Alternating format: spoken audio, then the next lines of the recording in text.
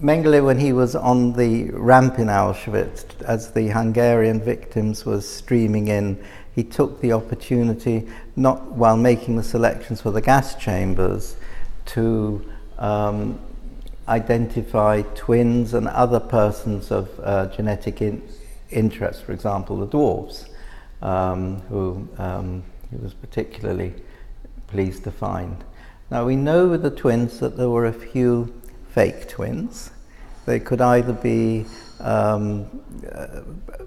siblings but of different ages, or they could be just two children who looked vaguely alike, and then they had to be coached as to the date of birth that they would actually tell Mengele. And I think that shows how in the experiments there is a lot of attempts to produce sort of fake data, really. I mean, we also have instances of sabotage as well, but this is fake data in the hope that this would assist survival.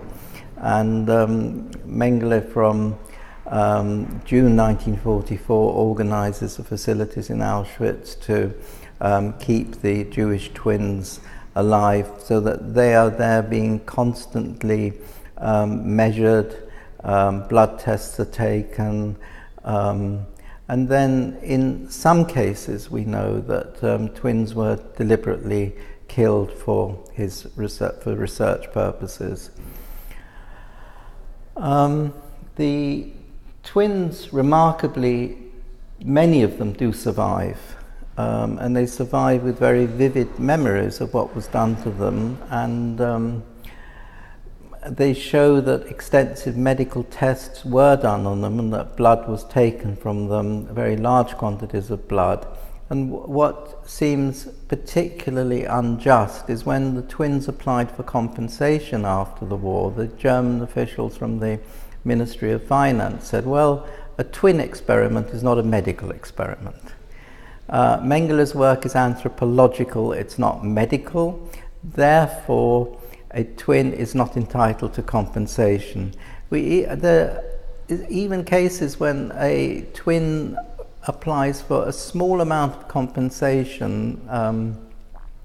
One applies for 4,000 marks, and then when her application is turned down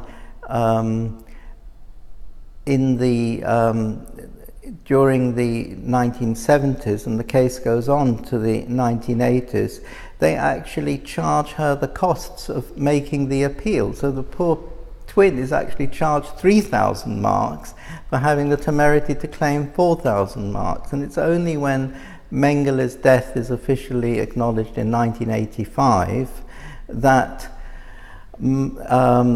and there is so much publicity that the German government finally capitulates, and twins are given between 15 and 25,000 marks compensation, actually rather less than the Hungarian twins in Hungary received, and they're receiving around 35,000 marks.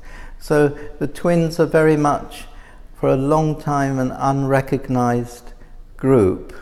And it's only really later on that the twins have become the archetypal group of research subject victims, and there are still twins living today who can provide very vivid testimony of what they underwent in Auschwitz.